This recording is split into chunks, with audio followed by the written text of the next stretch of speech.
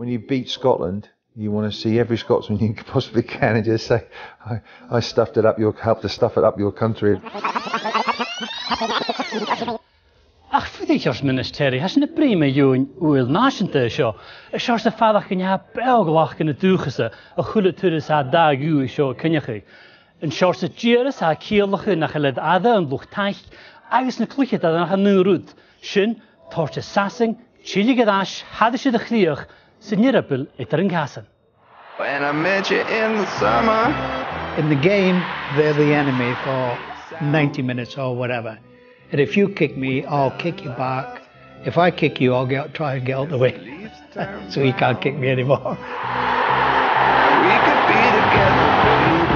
It was absolutely massive for Scotland to beat England in those days, and of course we celebrated big style when we did beat them. Whether it was Wembley or Hampden, you didn't want to get first. You didn't want to get beat. You wanted to win the game. When I met you in it was us and them sort of thing, you know. Oh, I love beating the English. I never got to watch one live, but I went even better. I managed to play in one or two. My mummy wouldn't let me go into crowds, so I was kept away from it all.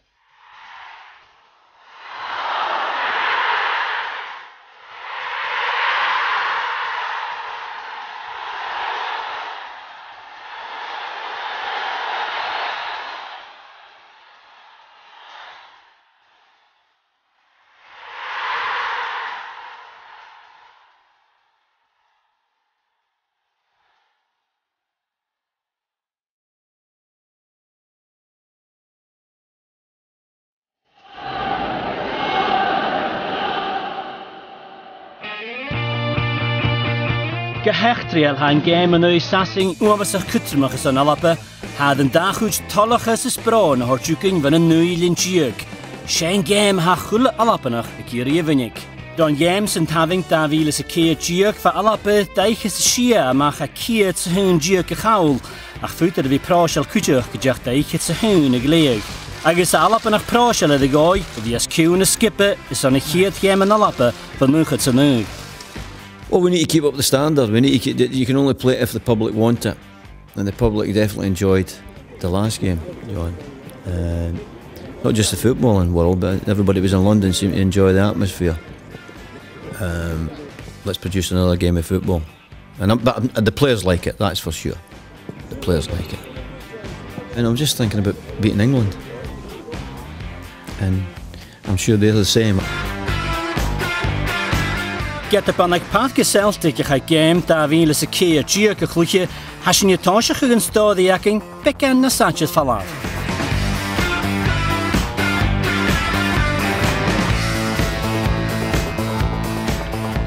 Wembley, dachi bal kosche hasing agus anichtje feged huil mat creale game. A gaat hatjes kujach gede vinagachi is on lucht teich na halappe haddes na blianichen. En je vain gyfil Wembley mar dar y dachi ys yn alapa, silar ych horig je hawn cwtioch gyhw fechtri hwysielte. An y driffich y siach, siofer yn jach alapa chrwn yma yn dwych ys ari yn tŵl. Well, sure sy ye. All England supporters believe Scotland had a chance. How wrong they were destined to be. But as the Scots set the ball rolling, it seemed a foregone conclusion that England would triumph again. After England won the World Cup, I think Scotland came down and were the first team to beat them. I remember that. That was pretty tough to take as a young English kid. After 19 games without defeat, England had the shock of their lives. Dennis Law scored for Scotland. We had a good team then, and to beat the world champions on their home ground as well was quite a feat, really. Baxter again. Scotland slowing it down. Taking the mickey out of this England side. His performance on the ball was unbelievable, and that game against England capped a lot. When you're beating England and you're keeping the ball up and they can't get it from you. Can't get better than that, can you? But we were laughing. Dennis and I and Billy had a great laugh. And we baller was on about this wee Alan Ball. And he was the hero of the World Cup, so to say. And it was wee Brendan says, call him Jimmy Clitheroe. You know the wee comic, the wee short truthers and that, and the wee squeaky voice, that was Bally. So I kept calling him Jimmy Quilt and tried to give him nutmegs and all that. Oh, he was going hairy. The man was going potty. We were just laughing. We weren't bothering because we're so much in talk. I also had two of the English players in the same team as me. So it was nice to go back to the dressing room that Monday morning and see these two faces, Bobby Charlton and Nobby Stiles, looking quite sad. So I enjoyed that. Everybody in Scotland says, we're the world champions now. Now my thinking is they were quite right.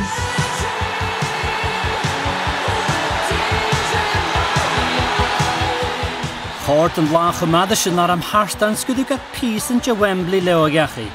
Wel a dyn yn mat siwl y gain yn y sŵrlaen ach il. So I says to Dennis, come on, let's go down to the bar. Certain bar we had to arrange them. Christ, we went down there. It was like Wembley all over again. There was this table, about 12 of them sitting around it. The Wembley turf on it. The kitty in the middle and all the drinks round about it.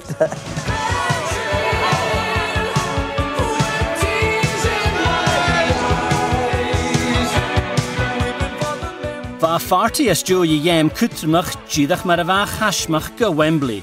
Gach darach y bliana va alabe y falachels yn haram tarstan because jidach hech gentje chulter nation yn cael le bec an taich for British Rail. Most of the railway workers at the time were given a privileged ticket, and a PT it was called, was something that allowed you to travel free of charge. Now, if you look at that from the point of view of kind of working class people in Perth, that was their mechanism for getting to Wembley. In other words, their work was paying for it because of their good service or whatever. And what they then needed to get then was the money for the overnight, the money for the bevy, the money for the match ticket and all of those things. And they were saved up through what they call Wembley clubs, and they were saved up over sometimes 2 full years before the game came round, and it was a really special occasion. And I always remember my granddad Jim had this kind of jar thing that he kept, and it was protected. It was almost like a trophy that sat in the house, and what it was full of pennies and threepennies and shillings and things like that, and it was the money that he got off his workmates to put in this as a saving for the kitty. Y misg yn lwch taich gyfyg y genw yn hwyrys fa clichet adyn fuse manager yn ach sy stod I elas yn. Everyone was saving, and we used to save in advance of the Wembley fixture, save for 2 years, you know, £1 a week or £2 a week, even when I was playing. And the club players used to put the money into a kitty, and this was the Wembley kitty. It was a pilgrimage, there's no doubt about that, because you used to start saving.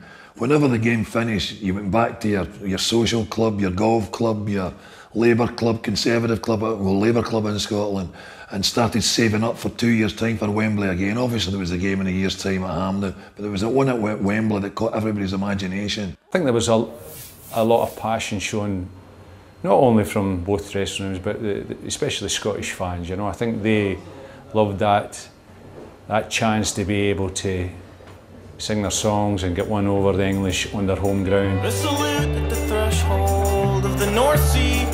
Gan y Sasanich fan tasbynig tarstan siona anas, ach gan ar am harstan hen, be corym y fawn efin halabe, agos yn nasiantach cain o'ch ydyn cael. I think sport is a really important aspect of national identity. I think the reason sport is really important is because it provides this kind of public celebration of national identity that we kind of don't really get otherwise. It's probably hard to think of other kind of events or kind of contexts where people go out in the street and sort of celebrate their nation or their national identity in a way. You know, they provide this kind of you know, sort of public occasion where people can sort of symbolically invest in their identity. They can go out and, you know, wear Jimmy hats and wear, you know, their kilts or whatever, and kind of, you know, show kind of symbols of their national identity in public in a kind of celebratory, kind of positive fashion in a way. And sports is one of those, the very few contexts that allows that, for that kind of thing to happen. Van a halap yn eich sychwla adja, pan an y fanig Wembley, y sgwylach bwy yn Harstein van dyfystau. What was important about the Scotland-England match was that it was a way for Scots and English people to sort of articulate their mutual relationship with one another.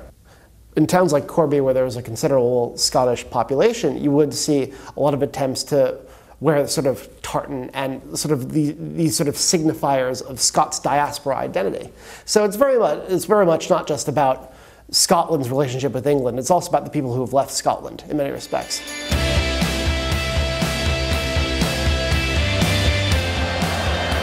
Francis with it. Yes, McQueen. En I fain gyda o'n lwch taich gyffwydach yn asasing, at y clwch iawn cwtioch, le Jan and you ac Leeds United for stewed Don Revy.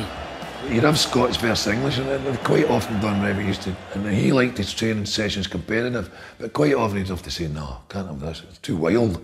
We're batting lumps at one another. He was frightened players were going to miss the game on the Saturday for Leeds United, because the games were competitive, trust me. It was just the physical side, it was the mental side as well. You had, especially as a young lad coming into that group, you lived or died by standing up in those little games. There was never a friendly at Ellen Road, never. Leading up to the England game, there was a lot of animosity because you were wanting to rattle the English players, and certainly after an England game, if you'd won, which wasn't often in those days, you couldn't wait to get back to Ellen Road to get stuck into your Hunters and your Reenies and your Madelys and Mick Jones and Alan Clarks and people like that, great players. Well, there's always good banter in every dressing room, and when the Scotland-England game comes up, we had a good contingent of Scots, but we were outnumbered by the English, and they thought they were going to win the both games very easy. That was their thoughts. They were always talking, we're going to get humped, as they would say. But it was good banter. We had to come back and face the music after it, which is never nice. How strange it was to 1 minute be rooming with Peter Cormack, who's your best mate, and the next minute, you know, you're going to be playing against him, and just for 90 minutes is the enemy. That was difficult, but in the end, quite easy to do. The minute you saw that blue shirt on him, it wasn't a Liverpool shirt. Peter Cormack was playing for Scotland. When I looked at my 3 lions on my shirt, I was playing for England.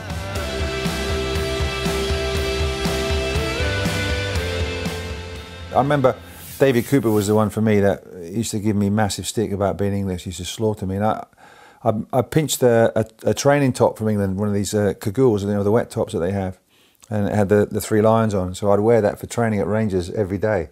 And I used to fiercely proud wearing that, especially with David Cooper and Ali McCoy, Ian Durant and all these people. So I got massive stick. We had England versus Scotland on a Friday, and that was war. That was unbelievable. And I think when you look back, you think, well, how did we not get more injuries on that Friday morning? Because it was so competitive, because everybody wanted to beat the English, everybody wanted to beat us. Graham Souness used to play for England, funny enough, what about that? But he used to play for England when he was fit to play.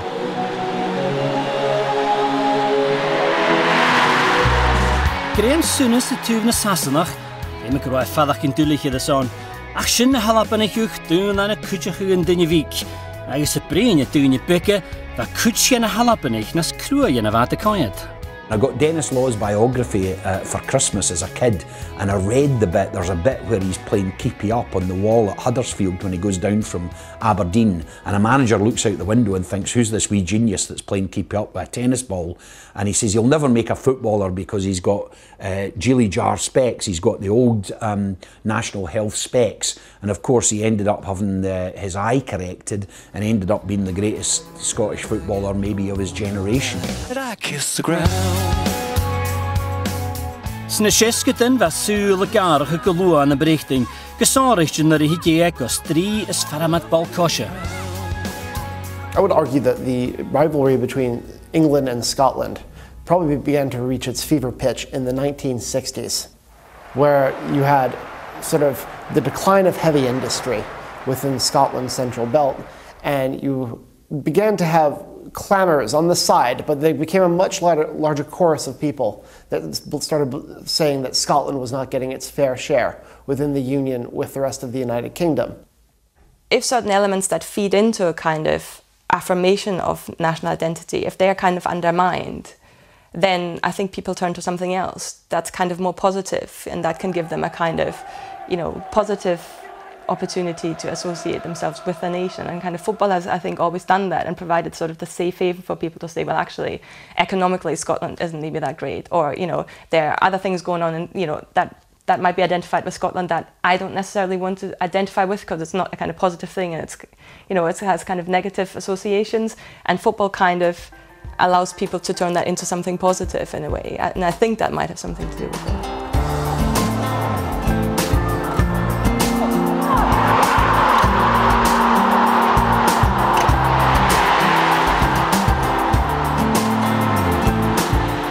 Stiach fwydach lys yn siesgyd yn grys, get nach begawn nach as on y da hawl o'ch Jim Baxter an y driffigys y tri, y chia turys an y dusan bliana fa alapeth gleg ac Wembley.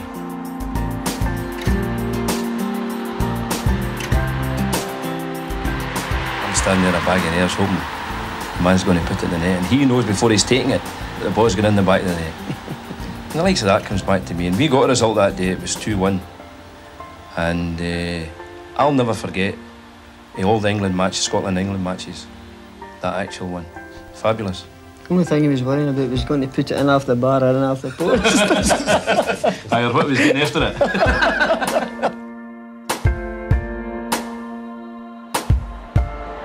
Hij kielach yn tuafas dy gŵn I fi alapanach, ach stoch ac yr bal cosio yn nyngrwyd y syring yn dwych I harin colau.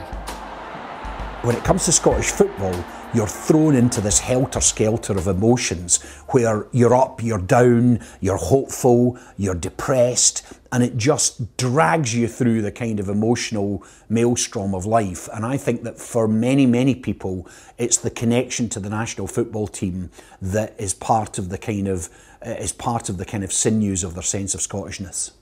The kind of English sort of identity that's tied to football is a lot more serious, I think, than the Scot. And I'm saying this from a kind of outsider's perspective, but I think it's a lot more serious than the kind of Scottishness that's associated with the Scottish national team.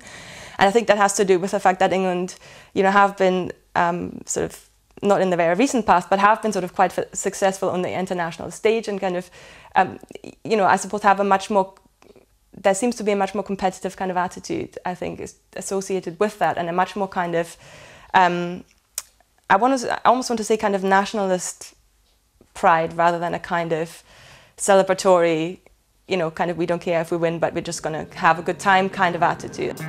Sa'n doi ar y chain ac I chael nafod stielik I this game. I think if the English were honest, they'd probably think exactly the same as the Scots. They're just not as open with it. Scots are very open, aren't they? You know, what you see is what you get. We're a little bit more reserved. I think with the English don't generally show their emotions as much as Scottish people do. So until you get England-Scotland matches, until you get a drink inside, probably. But they tend to keep themselves very reserved. There's no sort of great showings of this and outpouring of this. It's very reserved until it comes to the game, until it really matters. And I think then the real passion comes out. If the supporter, whether he's an England supporter or a Scottish supporter, think in any way that English player had any less feelings for it, is completely living in cuckoo land. Mashin, ha kielach yn tuafas gan chwlytinje, agus doch ac yr eis cyddach, gydjach yn game internationte y sinje edyn tŵl, y chlychie y sio nalabe, y son y chiet dwyd. Getach ha I chiet game hanas mar game internationte, van y chlychiet edyn a galabe ule van nun skippe. Be skippe a Glasgow, y gaf ddi fiachig fo rŵnede cwben bal Cosha Hassing, Charles Alcock, game a chlychie na nwy. Well, Queen's Park were participants in the first FA Cup in England. They were one of 4 clubs who were. And they were approached by members of what would later become the English team for the FA and asked if they wanted to play the part of Scotland. Now, this was in part because there were several different international matches that took place before in London between England and what was called Scotland, but actually featured a variety of Scottish expats that were resident in London, middle-class expats. And this was thought, this caused quite a lot of consternation in Scotland.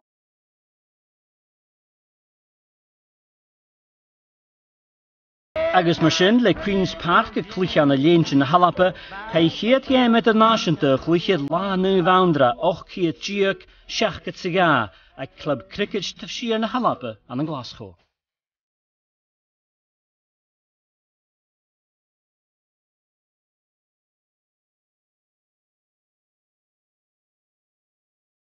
Fasio mas Jack Rielchin cynnafolach a chud yn cael. Mashin, chapin yn game sin, siach bal cosio yn la diw. The game was quite rough, actually, and it might have even been quite a boring game by our standards.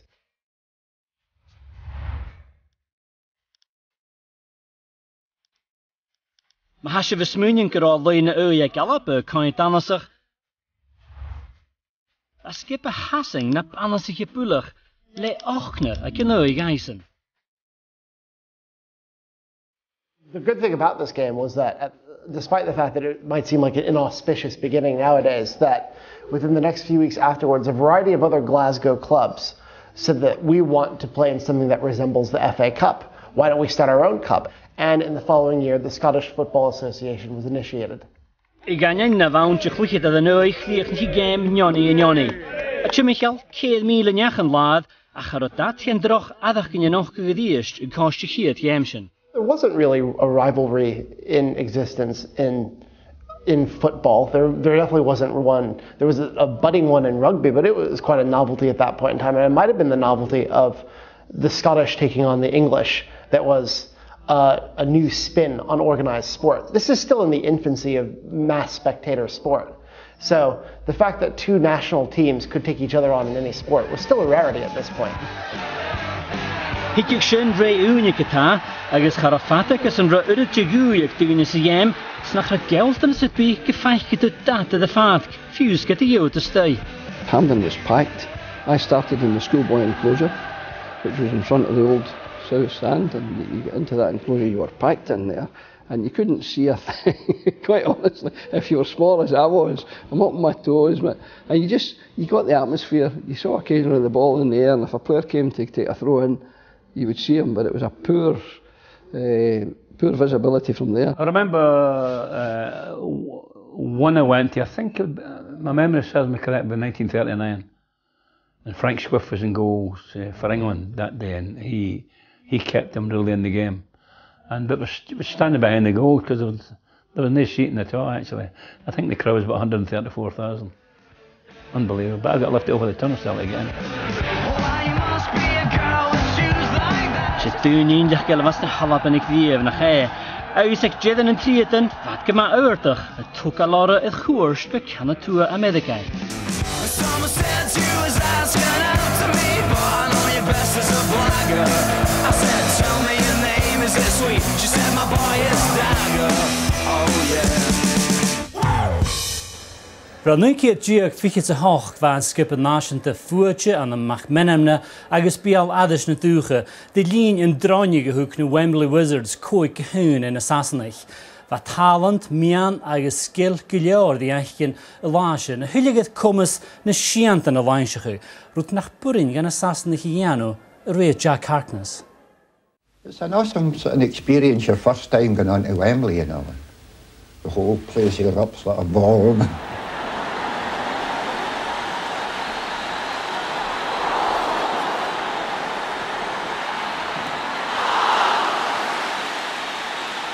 Well, Alec James and Hugh Gallagher, the footballers, they could do all sorts of tricks with it on the heavy ground. Yeah, I was sorry for the English team, Davy Jack and all these long striding, clean-cut speed merchants. But what could they do in a Wembley that their heels were stuck in? No, it was... The weather had a lot to do with the Wembley Wizards. And the Shug Socialte agus Balkosje, beam sorg je show on the fassa na halapa. Scotland fans from about the 20s onwards often had in their pocket a woolen Balmoral, and they would put that on almost as a Balmoral bonnet and take off the traditional bonnet, because the traditional bonnet wasn't a signifier really of Scottishness. It was a signifier of class. It was a working class cap, and what they would often do would be get these knitted Balmorals, some of which were homemade, and that would be what they arrived in Euston Station wearing.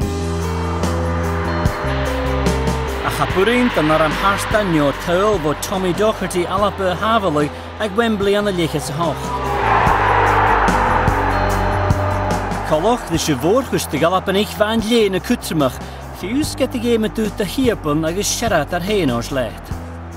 Used to go away and used to bring it. They've got them somewhere in my memorabilia, but they give you a wee menu sort of card, you know, and it's bring your own soap and towel. Honestly, cross my heart, honestly. Bring your own training gear, your own soap and towel, and you'll be refunded your travelling expenses at second class. If you wanted a shirt, you get no money. So you never made any money playing for Scotland? Well, sometime before that came into fruition, you could have the shirt, but you can't have both. get a rugby the goalish chluaran hawch bal koshe in leeuwen. Gal and toshach idúachar léna goram. Le rúna the SFA, Davy Witherspoon, a fastige fuur is on a leeuwen ual in a gensian. You could be happy. Ukolach de shalaju, ha brútjudach na leentje nog het woord. Gaat ortig ach shia leeuwen en nog keer tjuk shach het sekeed, wat ga hier het koiknach lichetadden na leentje nach gechumal. Scotland were undaunted, and once more Johnson gave Banks no chance. Minachach agus stuurs gerwaat de fual, va paars chutrimach ek leeuwen en a wie kruach ug luich alapanach. Something else comes into those games. It's not just looking at the leagues, looking at where the players are playing. There's something about the badge, you know, both as an Englishman, I'm sure as a Scotsman, that you find something else in there. And that's why they were so special. Wembley was at its best as England and Scotland took the field. Gemi ostanach va roetbek gevarach gewashin yi an de trifike se hun en de geilchen dus na sassenich. Heb ik kaul van nach dronje, maslig, nu tulke 3. Reeves took his pass and it was goal number 3.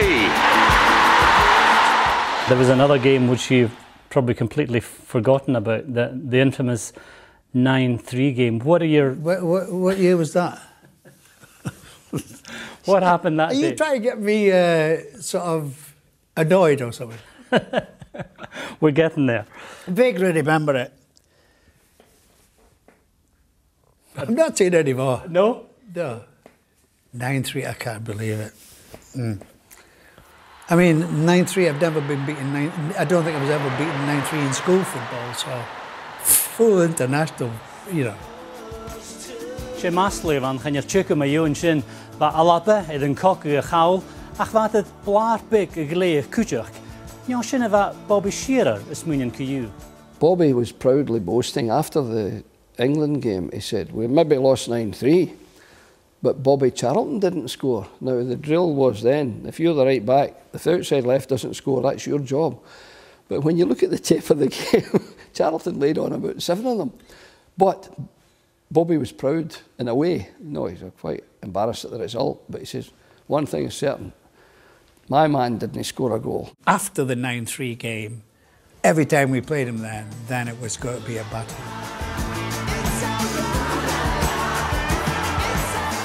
Kan je dat keer is berggeurtig, getjera hachin gemanater gan halapanich.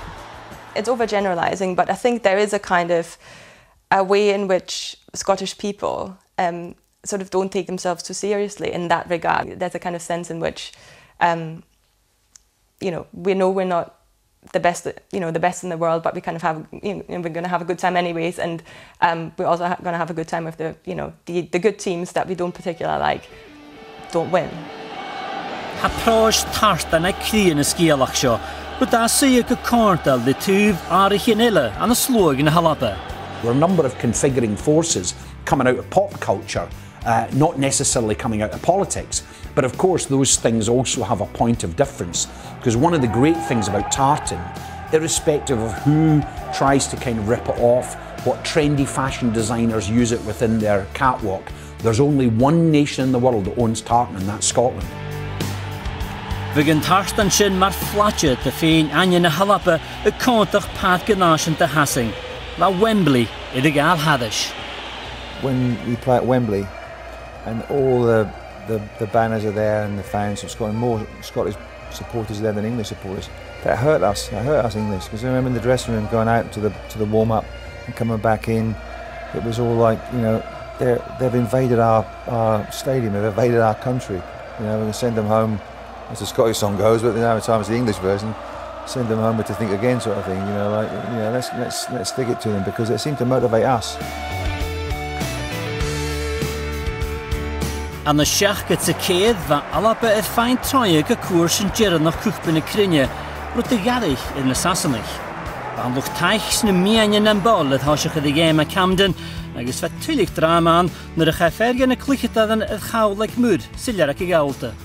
Jimmy's about 100 yards away, drifting away, and still singing, by the way. And by the time the Coast Guard came, Jimmy was a dot on the horizon.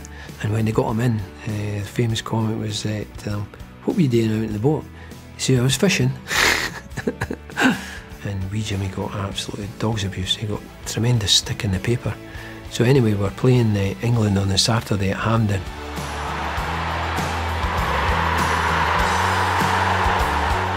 Jimmy was fantastic that day, and we won 2-0.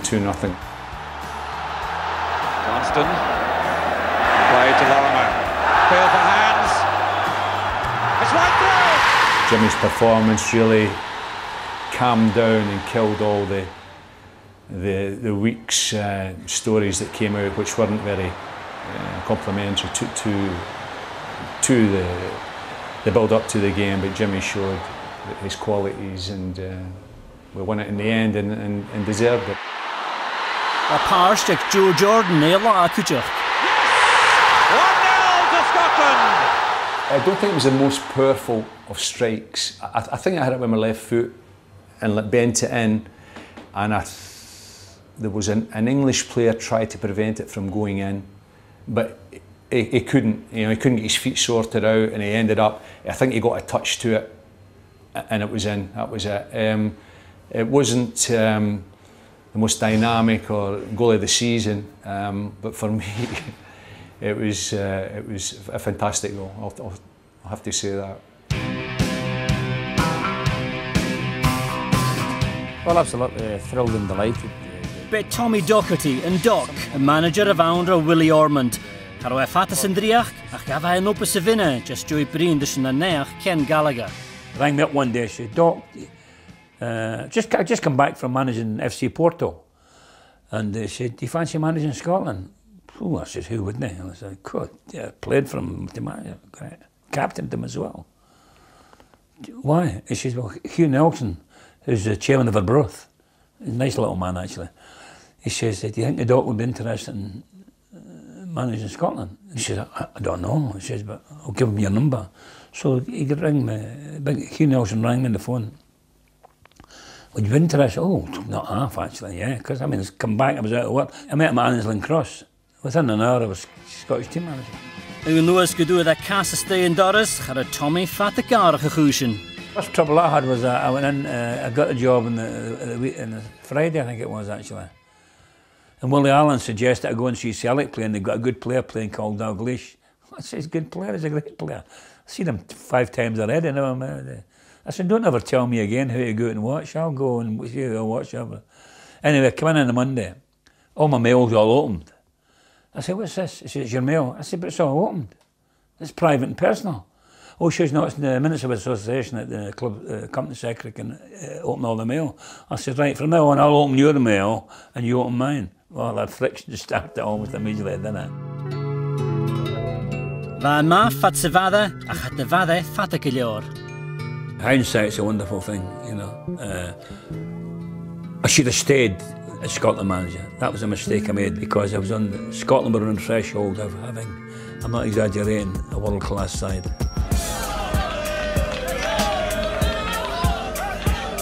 Ba Tommy Karst, va skippersin van de schachketen, een nieuw skipper galappe chaya macha kuchben krinnik in jem chaul, chomadi kinne van diev. Zwa nu rut 4 met een skipper galappe chayko Argentina aan de schachketse hoog. Chanye groji misnich se bier alappe, ach se gran gille van harskapul. Be Hampden y Jeravatjes aan lees de luch, ach ha be Terry Butcher verjuketa.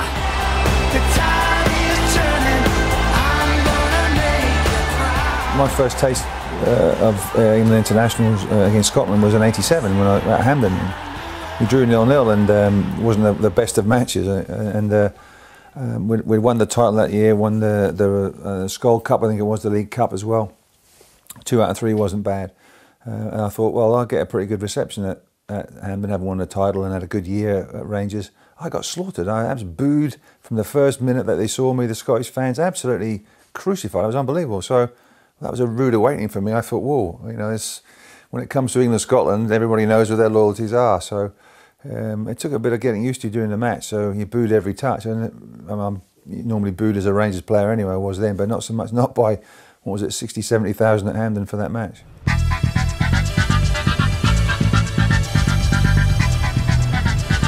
Ha Hampden Lumalawan Bialadish. Going to Hampden for me was much more special than leaving Wembley. Just going into the Lions Den. Some of the games were just unbelievable. More for the atmosphere than actually the quality of the football. It was just, I'm so pleased I played in that game at Hampden. I'm so pleased I saw those fans before the game. I'm so pleased I heard that anthem sung by, in this case, 60-odd thousand people. You know, so lots of memories that aren't actually about the football. You know, I can't remember my goal I scored against Scotland. I remember the band, I can remember the anthem, I can remember the crowd, both before and after the game. It was much better after the game when we won. They were a little bit quieter.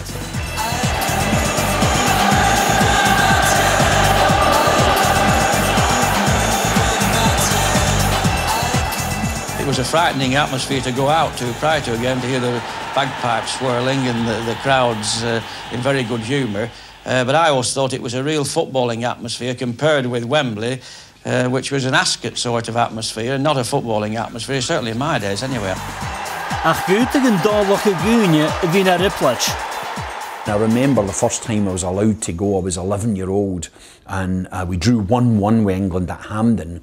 And I remember very, very, very vividly 135,000, I think, was the registered crowd. Now, it felt more than that because, you know, people were getting carried over, sneaking in under the legs, and just being there was important. And I remember coming out of Hampden and trying to navigate my way around Hampden to try and get back to Mount Florida Station, and getting caught in this crush. And I had to literally pull myself back into a doorway, which was a doorway of, I don't know what it was kind of like an entrance doorway into Hampden. And for that period of time I was really fearful. I mean, I was not able to kind of breathe, I couldn't push against the crowd and all the rest of it. An y nhw cyr diog sy'n ga, bydd bel cosio yn gêm efo glachgig adda yn dynnu chwmanta. A chyd y chwyd y lai yn y gipling, hacha tŵpas dy chwyd yn gêm yn y lappe fafwlad. Yin sfianus yn y hachad gaif ac rounds ych tŵpas jaibrogs. Well, reached the Western Terrace, which was more like a circus gallery than anything else, except that the spectators stood on it. I ascended the middle stair, and though there was still an hour or so prior to the commencement of play, the terrace was crowded. Leis y gêm ydy'r alapa agos sasing iddo chwyd gydol, hwch cawn sir na pathge y fatchidach y ddŵr hogal. The game had been in progress only about 10 minutes when I heard a sound behind me. Wood splitting. Looking around, I noticed there was a gulf, but nobody shouted. I could not realise what had happened. I was practically stunned with fear. I'd only to step back a couple of yards, and there I saw a chasm at the foot of which stone people. Bashia richid nech taich get tuchtum gymbaas, agos chai chorus coig hier dille yn droch gorstachig. The first man who caught my eye appeared to be dead, and I subsequently found that he was. His clothes were all torn. A man at that moment bent over him, and seeing that he was dead, covered his face up. Just a scene of indescribable horror and confusion followed. Several hundred people were thrown to the ground. Those who escaped this fate were for a time in a position of great peril. Rein luch taich agos luch go prachesriki na buringaif gestu.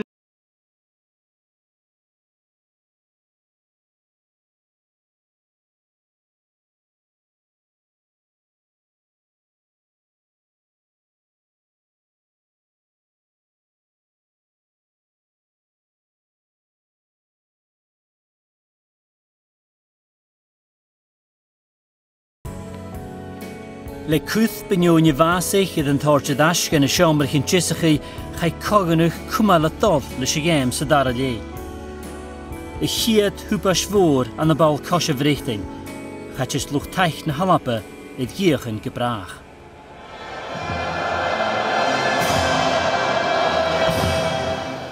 Ha flwyr na halapa na sawl o chwach gych on fein angen y dwcha, chan i fain o'r na ham ach glwys yd cultural. It would be impossible for me to explain that. It's just something that, for me, walking out there 100,000 and more years before, I love it. I love it. When you're standing on that turf at Hampden and you're lined up and the national anthem goes on and everybody's singing, and I always remember looking at the director's box. My dad was at every game. I used to try and catch his eye. Nothing gets close to that. I've got goosebumps thinking about it just now. The greatest feeling for any human being representing your country. For a Scotsman, the way our fans sing Flowery Scotland, it's pretty special. Nothing gets close to that. En you're checking na chelmisig na halapanich, Kevin. I love the Scottish anthem. I like it better than ours. It's hard for an Englishman to say that, but I like the Welsh one better than ours as well. But I still love our anthem. But you know, when they start getting about what seems like 1 million pipers on the pitch, and you're at Hampden, you feel like you're playing against the world. You know, it's just unbelievable. Ach sin jydach mar y fai Camden Kevin yn yr fa alapa y clich sasing. Agus fa fawn nasianta ag Wembley gymasorig ti cwtioch. Iddies fa Tartan gileor y ffwla se y lasyn. Agus fa adalwch taich na alapa y pys dy rŵn goram Wembley a hosleo gachi na ffaig at pysie. Fa na halapa nich y London i gael haddys. Agus gysonach bieg fa skipper Ali McLeod yn slie ag Argentina. When we were joking and saying, well, somewhere along the line you might pick out an Englishman, I know that's an exaggeration. The whole of this stadium belongs to Scotland. It appears to anyway. I think I have to rename it Hampden Embley or something. McLeod mania, Scotland mania in Scotland at the time. Everyone was going bananas because we were going to the World Cup in '78 in Argentina and we were going to win the World Cup. No runners-up or semi-finals. We're going to win the flaming thing. According to Ali McLeod, he believed it, and he did believe it. He got the Scottish fans believing it, and worse than that, he got us believing it. There was a great crop of Scottish players. You know, you had Graham Souness, Billy Bremner, Asa Hartford, Archie Gamble, Don Mass, and Bruce Raick, and many more. You know that were fighting for places, and that I think gives you a guide of how good a Scottish team there was, and they proved it. To a degree, I think we maybe have underachieved a little bit when we did get to the World Cup. I think we should have done better. Idas chun a bhfuil chosim ha agus nach imig game ma fawn haddys yn y blianachin.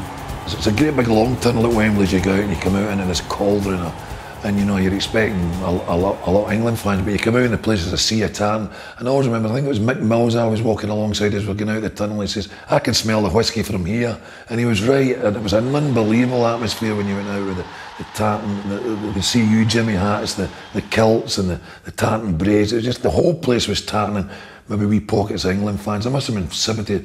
It must have been, I would guess, the biggest travelling support any international teams ever took away from home in the history of football.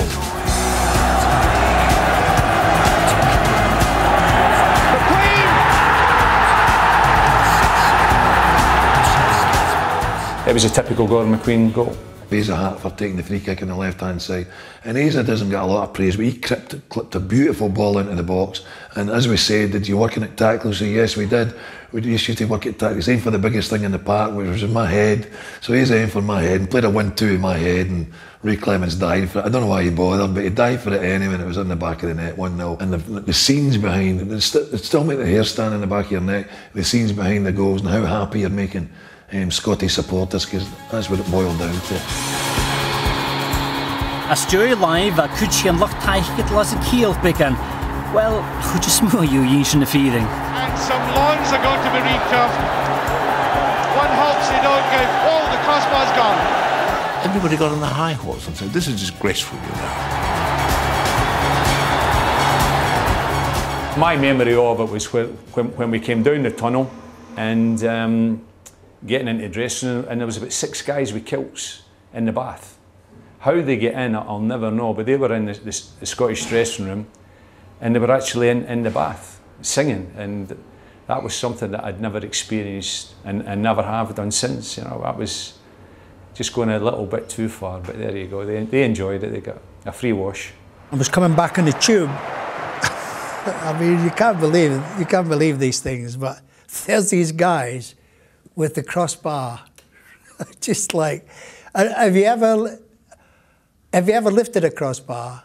It is unbelievable heavy. It is enormous, and they're on the platform in the station. I thought, where are you going with that? I said, well, we're going back to catch a thing from London. You'll never get. They wanted to take the crossbar on the tube. Oh, I can't believe it. And you're checking nach in a halapan ich chud in G agus an Alice and the Gallus agus an operain va 3 spochten pennish for Wembley can reach savat. 3. There's only 2 in the game. There's only 2 on the pitch. They sold 3 in Aberdeen that day. So, what? You bet a bit of grass. Oh. Maar is is luch kaartje lassen naar am hartan ach oornen wat oyen anasach gefaaltje gedin assassinich. We used to say, like, how many drunks can we spot for on the England bus? And then we stopped at the traffic lights with the police escort. They had to stop, and this drunken Scotsman in his kilt and everything else with the can of beer came up and actually headbutted the coach. I couldn't believe it. The players are just like, wow. They just obviously fell backwards and staggered backwards unconscious, but he went up and headbutted the bus. Unbelievable. You don't only get that in England-Scotland games, but it's just sensational, but it's just incredible. Ach ar á chulatne smúnin gur á dul amach ó éivin catá. Agus besin toiseach jéan is sceol gan a game internationalta is sinne an the Balcosha. I'm not a great believer that you should airbrush or mythologise history. I think it's the case that Scotland fans were out of control. And I'd love to lie about that, but we know that we come from a nation of passionate people who like a drink, and when they were down in England in such huge numbers, I mean, we're talking here about something like 80, 90,000 fans, often without tickets, and gangs of men, in the main, there were women there, but gangs of men in the main, who were just jaked for 4 days. And often it ended up being an entire week. And of course, fights were erupting, mayhem, behaviour was unacceptable. And I actually think that as a nation, for that period of time, we let ourselves down. Seach Sharafski and a Vlaikertach of an Kosha game, Hoshich Common Ball Kosha Hassing a Luchtaich na Halaba a Hask. Kanyaker a Luchtaich na Halaba Tukshin, Jeva Kask, Nyo Tiramisk, Nyo Bachkug, a Kielche. When we banned the Scots from Wembley, there was a wonderful banner up. You know, some of the lads had a banner there, so you thought you could ban us, Mr. Croker, and I've got a photo of it now in my office. I've had it there ever since, and it's one of my sort of treasured memories of football.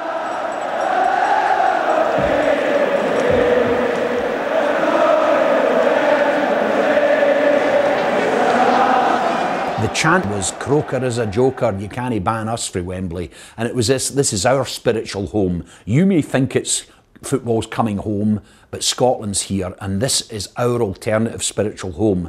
And we'll always come here in huge numbers, looking for that other day when we turn you over.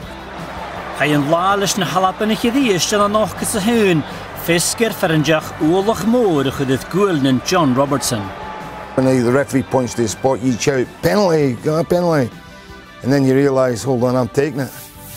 And that's when you start thinking, oh, hold on a minute here. If I don't score this one, I'll not be allowed back north of the border. So, and I had plenty of time to think about it, because when the ball was on the spot, Trevor Francis ran half the length of the pitch to tell Joe Corrigan where I would put it. I'm just going to put it in my favourite place, hit it as hard as I can and hope for the best. And sure enough, that's what happened. He went the other way. The next thing I remember is heading over there and thinking I'm getting on that fence where all the Scotland supporters were, until Ray Stewart pulled me back. And I didn't get it, but I was delighted. It was a great feeling. Va fadach gyn laachis gilior an haas the sunny game, ilikilish na halapanich kumalora jano inturis gachis.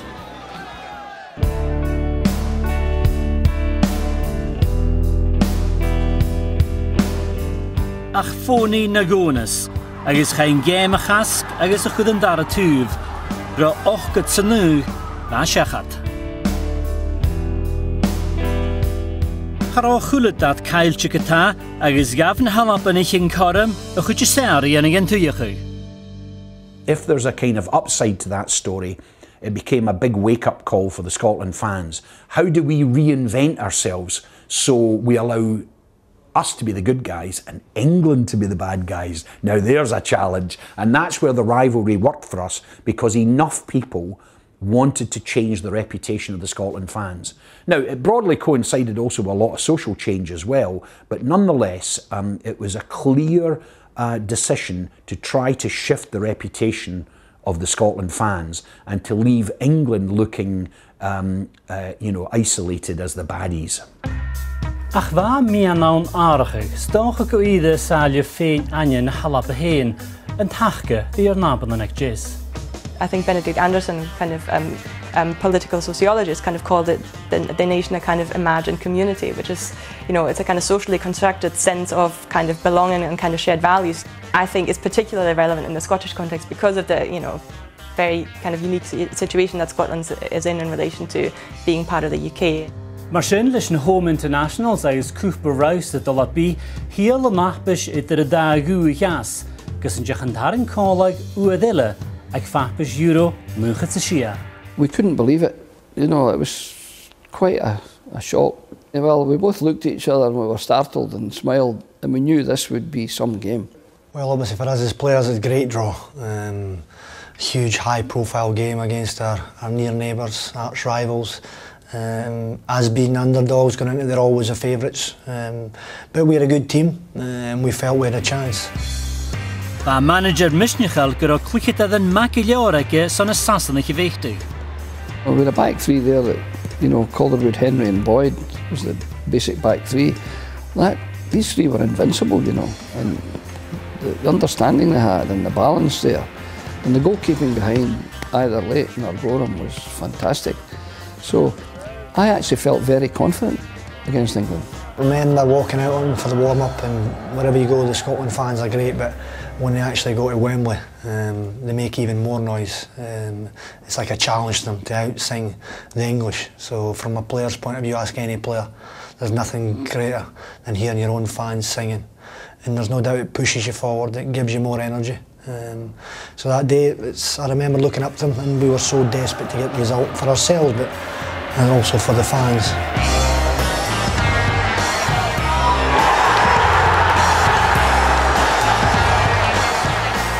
Painful. Your head's down, you're disappointed for yourself again, but for the whole country, because you know that not just the fans in the terraces, but every fan back home's in front of their television, every neighbour, every friend, every relative's willing you on. But at the end of the day, you can only do your best as a football player, as a professional. Prepare for the game and give it everything you've got, and I certainly did, and so did all my teammates. Come on. Mae'r hyrachyd chai alapa agus sasing yn tarin colag y ddiers yn y play-offs ys on Euro 2000. Leis y chiad yn y gemachan y chwliau Camden. I can remember when I was manager staying in Loch Lomond, and there was pipers outside the gates all night playing. From 8 o'clock the night before the game, right through the night. I mean, and I love the bagpipes, but after about 12 hours of them, even if you like them, as I did, they get on your nerves a bit. So there was a bit of gamesmanship. Mi orstanach at a chud fi fôr egl sy bira, agus glein y sasanach y chiad gemsyn gycorda. The Scholes scored a couple of goals, and we left ourselves a mountain to climb the second leg heading down to Wembley. Siachat ac ysyn hwys na sasanach, droch ferach. We felt like we'd done the job by winning 2-0 at Hampden, and it was Scotland, and we were probably a man for man at that time, with the likes of Beckham, Scholes, and the sort of players we had. We were probably better man for man. So I think not an arrogance about us, but a feeling in the dressing room that we didn't notice until obviously it was too late, that maybe we'd done the job. For Shelter the Shumach, Kunlik manager na Halapa Craig Brown, like Chivors and Jessica Keegan. Kevin announced his team in advance of the game. They had Adams and Keown, the Arsenal pair. So they're winning. So they're going to put a footballer in, Southgate. Now I don't want to be disrespectful to Gareth Southgate, who's a wonderful footballer, but in contrast to these two, he's soft. So I changed my team and I put Hutchison up front. Now Hutchison had an evil streak in him. And I said, Don, you get on to Southgate. Leave Adams. Billy Dodds will make him fight for his Ernest Corn.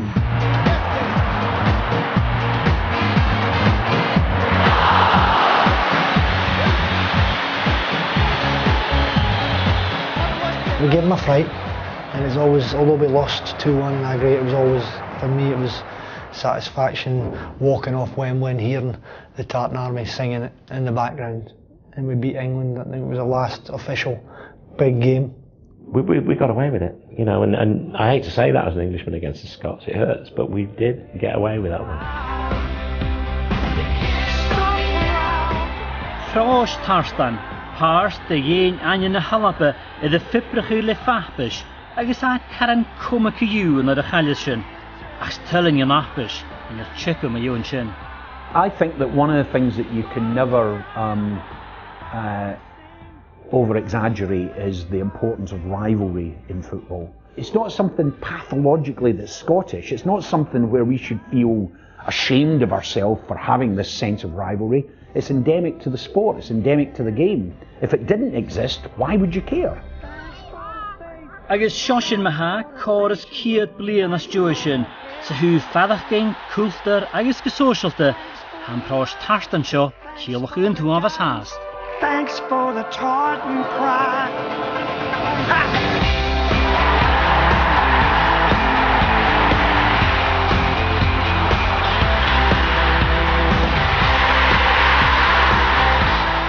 Getting picked for Scotland to play against England, playing against them at Wembley, beating them at Wembley and scoring a goal in the process. So all your birthdays and dreams came true in one afternoon.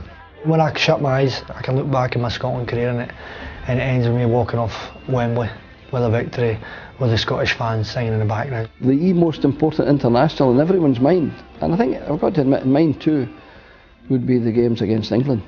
I captain my country, manage my country and playing. It doesn't get any better than that. I always had a dream that I could play for Scotland against England.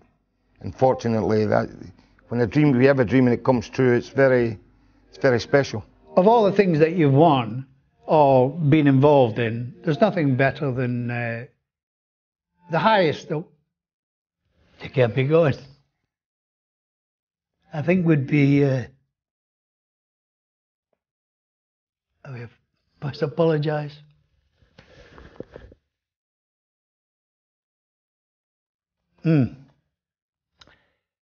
Being selected to play for your country, that's the highest.